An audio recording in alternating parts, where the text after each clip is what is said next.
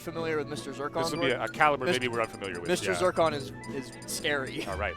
I've seen him do some stuff to people on Wi-Fi. That's like your worst nightmare, right? You go to a big tournament and then it's just like an winners finals of your character. Pools, the best player of like Wii Fit or something. Yeah, and you're like, oh man. You go to NorCal and you fight Varun and he does stuff you're you've like, never oh, no. seen before. I never had a chance. Like I can't beat a bad Wii Fit. Like what's going on? But this is not a bad Isabelle. No, and not Curtis at all. though, not a bad Cloud. Let's be clear. Dietsoda. Did he overlay change colors? Am I tripping? You're just paying way more attention than I am. I have no idea. Yeah. I looked at it. I was like, that's different. It's winner semis of the pool, so winner of this will be guaranteed out. Spot dodge up B. Watch out for that. Yup. There it comes. You gotta watch out because like even if you don't step on it, Isabelle can still. It's like Snake C4. She just down B's again and detonates it. And here's the other part that like Cloud actually really struggles with in this matchup is just like Isabelle decides that for the 15 seconds that you're God, she doesn't have to go near you. And if you try and neutral B, she pockets it and you're kind of screwed. Exactly. Yeah. That down B2 from Isabelle, it'll snag you. Oh yeah. You think you're far enough away? No sir. Grab you from like a roll distance. We're even here, but like you said, just has that safe pressure with that back air.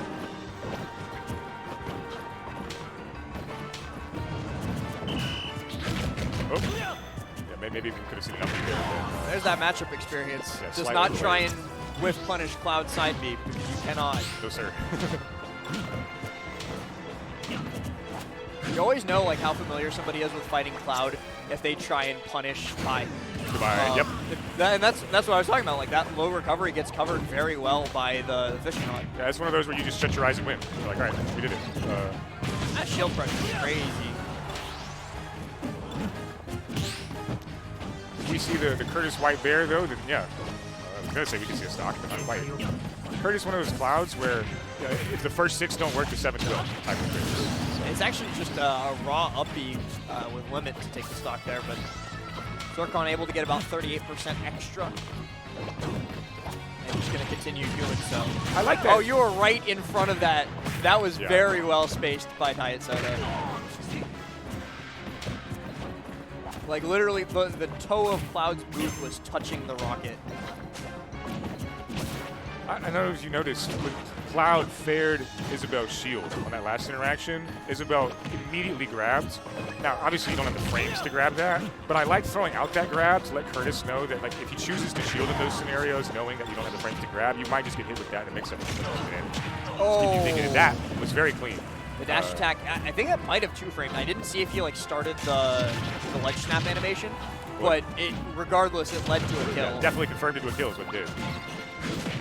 Ooh, spot dodging straight through it. Here we go. You're on the platform against Isabelle.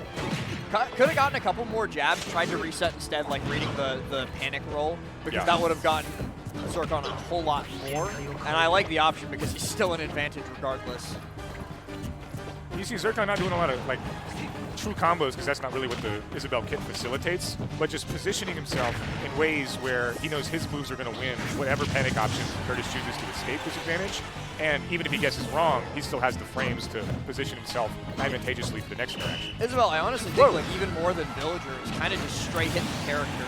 And Zercon positioning himself very well to just be like throwing enough hitboxes at Dietsoda that like the 60 or 70% of them that hit lead to stuff like that. And that is game 1 going in Zercon's favor. And that looked like it was exactly what Mr.Zercon wanted. I mean, he was like, I'm going to press you in this way, and as soon as you roll in, I'm going to react. Yeah. You're going to roll here because it's pretty much your only save option, but I've actually already covered it. I'm 10 steps ahead, and you've fallen right into my trap. Yeah, that was anticipation 100%. So very controlled game for Mr.Zercon game 1. You ever played against a solid Isabelle, you know that Lloyd Rocket up air, that hurts. You just have to wait, too. When you're getting hit by the Lloyd Rocket, you're going up, and when you're in the game, do about it. that like 2.5 seconds feels like 7 years, and you're just like, all right. 3, 2, 1, go! Battlefield is the counter pick here. I don't know if I like this against Isabelle. Obviously, Battlefield is a very good Cloud stage because he's got all the platform movement in the world. But Isabelle now has more places to set you up for platform resets. And we saw what Zercon was going for right as you say that, exactly. Quick cancels that, just recognizes that it's not going to be advantageous. Yeah, look at this. Just getting trapped on the platform there. Fighting his way to the ground. And I like detonating the Lloyd Rocket too and then air dodging like to the platform through it, because Curtis can't like go up there and swing without detonating the rocket in their face. Bets it all on a finishing touch there, not quite enough to finish it out. Isabelle's pretty light, right? Like, fairly light? Am I I crazy? think so. Am I crazy? She's got like rockets in her pocket. Yeah. She has rockets in her pocket, as we see. Very nice high recovery by Curtis. Surprise. Pulling up the wait list just to check. Yeah, let's see what we got here. It's actually, it would be very funny if Isabelle was like surprisingly heavy. Smash ultimate weight values.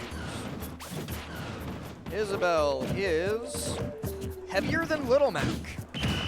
She's the 66th heaviest in the game, tied with Greninja and Youngling. So towards the back still. So, yeah, still towards the lighter side. I forget that Little Mac's light. Sometimes I think he's heavy. Yeah, he's like 5'1".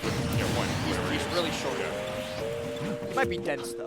All right, good job from Curtis to, one thing that Curtis is uniquely good at, not overextending when he's lost the lead, and then taking 1,000% as a result. Just understanding that he can nickel his dime his way back into the game as necessary, and that'll prevent him from taking unnecessary percent. I do really like the... oh, man. I don't really like that. I'm not even going to finish what I was about to say. That was such a smart delay on that side B as well, to not get hit by that falling down air, and unfortunately just didn't quite have the spacing to make it back. Up you go. You air dodged early, take 2 more. Yeah, that's one of those where, unless we see some crazy in-game adjustments, Mr.Zercon is very in control here. The guy's going to fall... Just heavy enough, I guess. Yeah. I actually thought he might have gotten star KO'd for a second. Yeah, just can't find his way in here. I mean... Yep. And you're off. I mean, this is what do you do? No jump too, right? Yeah. Yep.